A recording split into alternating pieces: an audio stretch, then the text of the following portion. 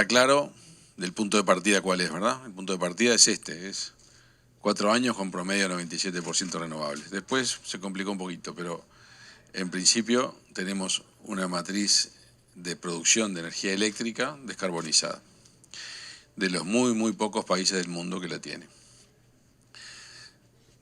Hay temas polémicos sobre cómo se hizo esto, pero en el fondo partió de un acuerdo multipartidario que todo el Uruguay dijo vamos para este lado. Cuando decimos descarbonizada, decimos renovables, incluyendo la hidroeléctrica, que es una de las bases de que esto fuera posible. Todo el mundo sabe las dificultades de las renovables no tradicionales sin almacenamiento. Entonces tenemos, por suerte, una capacidad de almacenamiento que nos dio la hidroeléctrica que permite moderar o jugar con las variaciones del viento y del sol con el agua para atenuar esas variaciones. Eso en general funciona. En el 2021, 22 y 23 no tanto, sobre todo en el 23. Pero bueno, 44% renovable, hidroelectricidad, 32% es el resultado de la inversión en parques eólicos, que se hizo vía PPA, o sea, Power Purchase Agreements, con la UTE, teniendo el riesgo comercial atenuado, los proyectos se hicieron bancables y tuvimos inversión privada muy importante y también la UTE hizo su propia inversión. 18% de biomasa, que van a ver ustedes que juega un rol muy importante en el futuro. Ese 18% de biomasa tiene que ver con las papeleras o con las pulperas y también tiene que ver con algunos otros emprendimientos de biomasa que hay en el norte del país vinculados con la industria forestal también, sea quemando desechos forestales, sea vinculados con la cogeneración de aserraderos, etc. Y después tenemos lo que queda, que es un poco de solar, que hoy es un poco más que ese 3%, porque la solar, como ustedes saben, empezó después y tenía costos mayores que después han sido dramáticamente disminuidos, y el respaldo fósil que el Uruguay tiene y que utiliza cuando no tiene más remedio. Después está la interconexión, que no es un tema menor, que no es el tema para hoy, pero es la que nos ha permitido atenuar también algunos de los problemas, en algún momento atenuar problemas del vecino, exportando electricidad, en otro momento importando. El comercio en estos casos siempre es bueno, porque hace que la mejor oportunidad de un lado o del otro pueda atenuar el problema que tiene cada uno. La generación de energía, que estaba centralizada en las 3 represas del Río Negro y en la represa de, no sé cómo hago con esto, la represa de Salto Grande y las centrales térmicas en Montevideo, se transformó en generación distribuida. Y eso obligó a desarrollar el sistema de transmisión eléctrica y a terminar de cerrar el anillo en 500 kilovoltios, obra que está en curso ahora. Bien. Entonces, ¿qué retos que nos quedan en el cambio climático? Y los retos que nos quedan tienen que ver, primero, esto, ustedes van a ir viendo números que yo algunos no los voy a leer y algunos no voy a respetar la presentación, pero lo que importa es, ustedes saben cuánto es el porcentaje promedio en el mundo de participación de las energías fósiles en la energía total. Acá saben, menos mal. 80%. Y cuando creció el consumo energético mundial en 10 años, igual se mantiene el 80%. ¿Por qué? Porque sí aumentaron las renovables en su participación, la nuclear se estancó, pero la fósil siguió, porque es la forma rápida de tener más energía. ¿En Uruguay cuánto es? Señor, la participación de la fósil es el 40%, según el año 38, 42. O sea que estamos en la mitad de la participación de las fósiles que el resto del mundo, lo cual no es poca cosa. Entonces, partimos de un estándar muy distinto que el resto del mundo, muy arriba que el resto del mundo, y sorprendentemente sorprendemos a la gente que se entera de esto. Y después nos ponemos exigencias ambientales más exigentes, así que todavía queremos ir más allá. Y donde se generan esas emisiones, ahí está el 58% en el transporte, en doméstico y agrícola y minorista 17%, en la industria y la construcción 15% y en las demás industrias energéticas el 10%. ahí están nuestras emisiones de CO2. Entonces tenemos que buscar la forma de atacarlas. La primera es hacia la descarbonización del transporte, la segunda sería en la industria. Sobre todo en la industria intensiva en energía, como por ejemplo las cementeras, tal vez la refinería. Bien, entonces por un lado estamos en una situación donde el Uruguay dice podríamos seguir avanzando para descarbonizarnos en el transporte, en la industria. Por otro lado tenemos una realidad, tenemos un recurso renovable mucho más abundante que el que necesitamos para nuestro propio aumento del consumo de energía eléctrica.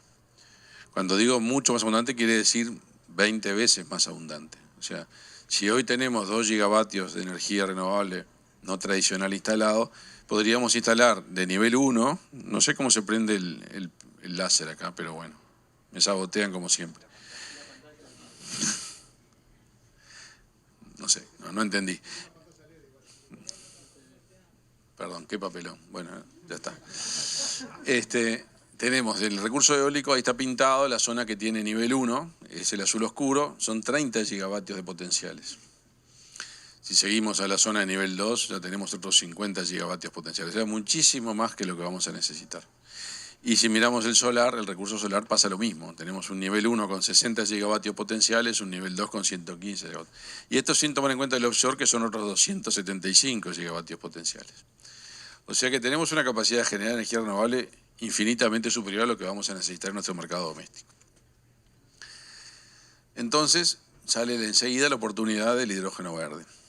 Y esto es el segundo pilar de la transformación energética. El primero es cómo descarbonizamos el transporte y la industria, el segundo es cómo explotamos el hidrógeno verde. ¿Que sirve para el primero? Sí, sirve para descarbonizar el transporte de larga distancia y algunas aplicaciones industriales muy específicas que en Uruguay tenemos poco. Por ejemplo, se está hablando mucho del acero verde en el mundo. Uruguay no tenemos siderúrgica, o tenemos muy poca, le tenemos de reciclado. Pero bueno, ¿qué es el hidrógeno verde? Todos lo habrán escuchado. Es producir hidrógeno a partir de energía renovable, por eso verde. Si fuera a partir de gas natural, podía ser gris o podía ser azul, si fuera de carbón sería negro. Los colores del hidrógeno son simbólicos, no es que uno vea el gas y lo vea un color, ¿no? Sí, pero hay que tenerlo claro porque hoy se está hablando mucho de eso y hay mucha gente que no sabe de lo que estamos hablando. Entonces, la proyección prospectiva que se hizo con McKinsey y antes con el Port of Rotterdam da estos costos por kilo de hidrógeno para el 2030, donde Uruguay se posiciona al nivel de España más o menos. Hay el informe de McKinsey da países más competitivos, como por ejemplo Chile o Arabia Saudita o Argelia, y hay países mucho más caros, como puede ser Corea del Sur, Japón, Europa, eventualmente China. Hay otra gráfica que creo que no está acá, que vale la pena, que es el mundo entre oferta y demanda, y uno puede ver que Europa es demandante de mucha más energía renovable vía hidrógeno de la que puede producir, y que América del Sur, Australia y el sur de África pueden ser oferentes, igual que Arabia y los países del norte africano. Entonces tenemos un nuevo mercado de la energía renovable que puede nacer, que es el mercado donde la demanda está en Japón, Corea y Europa, la oferta está en el sur del mundo y en los países desérticos, y China y Estados Unidos pueden llegar a ser autosuficientes en su producción de hidrógeno. Lo cual cambia las estrategias y eso se está viendo en la cancha. Estamos viendo cómo Europa está desarrollando instrumentos para ser importador y cómo Estados Unidos está generando instrumentos para subsidiar la producción local. Y esto va a generar no pocos conflictos. Bueno, entonces ahí salimos con nuestra hoja de ruta del hidrógeno verde. Y acá me está faltando una slide que creo que es la más importante, pero siempre me pasa con María José que me sabotea. Sí, que es por qué Uruguay puede jugar este partido. Y básicamente son 4, es de ella la slide es muy buena, pero son 4 grandes ventajas que tiene el país. La primera es su trayectoria en energías renovables, que si bien, como dije, 2 gigavatios no mueven la aguja y habría que instalar 6 más o 10 más en el futuro, pero estamos destacados en el mundo y llamamos la atención por nuestra trayectoria. Y tenemos potencial de seguir creciendo muchísimo. La segunda es, o capaz que es la primera, es la estabilidad institucional, las reglas de juego, la posibilidad de inversión de largo plazo sin cambio en los contratos, lo que ya hizo posible las papeleras, lo que hizo posible tantas otras cosas en este país. El régimen de intercambio libre de moneda, el régimen de repatriación de utilidades, las zonas francas cuando son necesarias, en fin, todo lo que sabemos que hace a un contexto institucional que hace que el país sea confiable para inversiones de largo plazo. No menor, la democracia. Segundo, lo que dije antes, la disponibilidad de energías renovables. Tercero, y este tal vez sea algo de que se habla poco y capaz que vamos a escuchar cada vez más, es la disponibilidad de CO2 biogénico. El CO2 biogénico, después nos va a hablar Alejandro, el CO2 biogénico es emisiones de dióxido de carbono, la molécula que nadie quiere emitir, pero cuyo carbono no sale de fósil, sino que sale de cultivos o de producción biológica. Por eso se llama biogénico. ¿Qué pasa con la producción del CO2 biogénico? Que es neutra desde el punto de vista del medio ambiente porque captó el cultivo del carbono ayer y lo transforma en una emisión mañana, con lo cual el balance da cero. No es lo mismo que sacarlo del subsuelo y mandarlo a la atmósfera, ese balance no da cero. Entonces el CO2 biogénico es la base de muchas alternativas para los combustibles fósiles, diferentes que simplemente electrificar. Si uno logra construir gasolina sintética con CO2 biogénico y con hidrógeno, tiene un sustituto que se llama drop-in, porque uno lo puede volcar directamente en un motor de explosión de los existentes. Y toda la logística de combustibles ya existe. Y Uruguay tiene una ventaja competitiva para el CO2 biogénico, que es que tiene 18% de su electricidad sale de biomasa, y tenemos chimeneas que tienen CO2 en pila. Y tenemos otros procesos industriales, en este caso los procesos de ALUR, que también tienen CO2 que emiten a la atmósfera, que es biogénico. Entonces Uruguay tiene una posición especial para producir combustibles verdes, con hidrógeno verde y CO2 biogénico. Y eventualmente también con algún otro carbono de origen biogénico que podría considerarse. Ahí entramos en la discusión sobre si sustituir alimentos por energía en el cultivo de la tierra es una buena o mala idea, en la que no voy a entrar hoy. Pero lo que sí tenemos es, ya tenemos el CO2 biogénico que no sustituye nada, porque el CO2 que hoy estamos ya tirando a la atmósfera. Y además es de origen biológico. Entonces ahí hay una oportunidad que nos distingue de Namibia, que puede ser mucho más propensa para hacer amoníaco, hidrógeno, con el nitrógeno del aire, amoníaco para llevarlo en un barco y volver a generar hidrógeno. Arabia, la misma situación. El norte de África, que puede ser vía gasoducto, llevar a Europa. Pero siempre hidrógeno, pero CO2 biogénico, combustibles verdes, ya no hay tanta gente que tenga energía renovable al lado de CO2 biogénico. Esto lo vio con, yo diría, una visión estratégica muy buena la gente de ANCAP y ALUR, y por eso ayer anunciamos lo que anunciamos, que después Alejandro entrará en más detalles. Pero la hoja de ruta marca que el camino del Uruguay es hacia los derivados del hidrógeno primero y no hacia el hidrógeno solo. Entonces, más allá del costo que puede ser importante, lo que importa es lo que pasa después del hidrógeno. Y si lo combinamos con CO2 en una planta química, mediante procesos que pueden producir metanol, que es una primera molécula, o pueden ser usados después como etapas posteriores para producir gasolina verde o jet fuel verde, o sea, lo que se llama SAF, Sustainable Aircraft Fuel, o diésel verde, empezamos a tener un mercado que nos diferencia, tal vez, de otros países. Y este es el camino que se está viendo que de alguna manera es cierto, porque están viniendo proyectos que van en esta dirección, en la dirección de dar un paso más hacia que producir hidrógeno. Y evidentemente para el mercado mundial estamos hablando de combustibles que son más caros en principio que los hoy fósiles, porque todavía la tecnología no se ha desarrollado lo suficiente, pero en países que tienen incentivos o tienen penalizaciones con impuestos al combustible fósil, hay una oportunidad fuerte de poder penetrar, y es eso lo que está sucediendo. Entonces nuestra hoja de ruta es esta. Pensamos que al principio, para el 2025, debería haber tal vez 2 proyectos pilotos, uno que ya fue adjudicado, que se va a empezar a construir con apoyo del Estado, algún otro que pueda venir también por el lado de la COMAP. Son proyectos para que aprendamos a usar el hidrógeno y también para que empecemos a descarbonizar el transporte aquí en Uruguay. Tal vez alguna otra cosa como fertilizantes verdes y demás. Al mismo tiempo se pueden ir confirmando proyectos de mediana o mayor escala, hablando de, ahora sí, 500 megavatios en las primeras etapas, 300 megavatios, después tal vez llegando al gigavatio, a los 2 gigavatios, que se van a ir construyendo y van a llegar al 2030 funcionando, pero no antes probablemente. El de ayer que anunciamos justamente tiene ese horizonte temporal, un poquito menos, por suerte. Y después la cosa puede seguir, y capacidades para energías renovables hay, y ahí empezamos a ver cuál va a ser el mercado del CO2 biogénico, hasta dónde llega, cuáles son sus capacidades, pero también hay oportunidades de otras cosas, como amoníaco, como fertilizantes verdes, y eventualmente algún día como procesamiento de siderurgia verde a partir de mineral de hierro que pueda venir por la hidrovía o que podamos tener algún día minería. Entonces hay toda una hoja de ruta que termina diciendo, según la proyección que se hizo, un absolutamente nuevo sector de exportación, del mismo porte que la forestación o la ganadería, generando empleo para decenas de miles de personas, trayendo divisas, trayendo tecnología y posicionando al Uruguay en el mundo. Creo que hemos dado muestras de que podemos hacerlo. Creo que ya tenemos el interés de empresas de primer nivel. Ahora hay que seguir trabajando para que se concreten.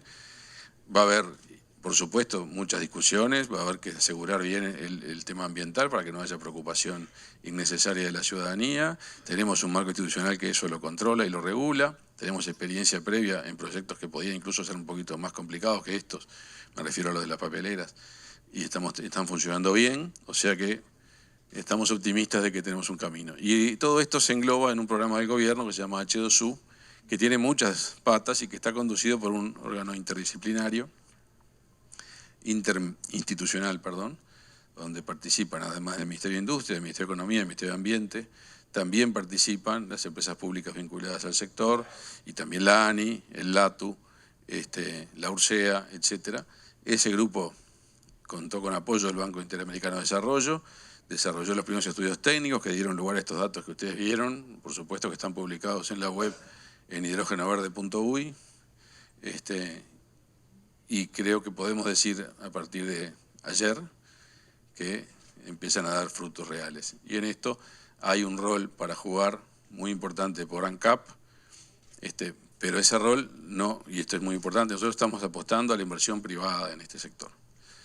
El riesgo comercial de estos programas no lo puede asegurar el Estado, como sí lo pudo asegurar para la energía eólica, porque no lo va a comprar el Estado, tiene que comprar mercado internacional. Entonces nosotros podemos poner a consideración un recurso que tenemos, recibir remuneración por esos recursos, eventualmente ser socios de algún proyecto, pero como Estado lo que queremos es generar el ámbito para la inversión internacional, como sucedió con la celulosa. Y en el caso de UTE, evidentemente también ahí está el desafío de cómo integrar todo este volumen de renovables en la red nacional, en beneficio del sector también, porque va a haber excedentes que van a minimizar la necesidad de inversiones de parte de UTE en generación y puede concentrarse en lo que tiene que hacer inevitablemente, que es la red eléctrica, y hacerla de la mejor manera. O sea que acá las dos empresas públicas tienen roles a jugar, son muy importantes, en algunos casos además pueden ser parte de algunos de los proyectos, pero lo principal es que el Uruguay tiene que tener una plataforma para desarrollar esta nueva economía del hidrógeno verde y sus derivados en una sinergia público-privado, que es lo que importa. Y con esto le doy la palabra, o si quieren hacer alguna pregunta, no sé cómo es el plan, pero después el presidente de ANCAP. Esto es un proyecto país. Nosotros hoy queríamos presentar los grandes números del proyecto y cómo fue el proceso. El protagonismo de aquí en más lo tiene la empresa desarrolladora. Para fijar expectativas y para fijar ideas, estamos en junio del 2023 y esta misma semana se inauguró formalmente la planta de UPM-2.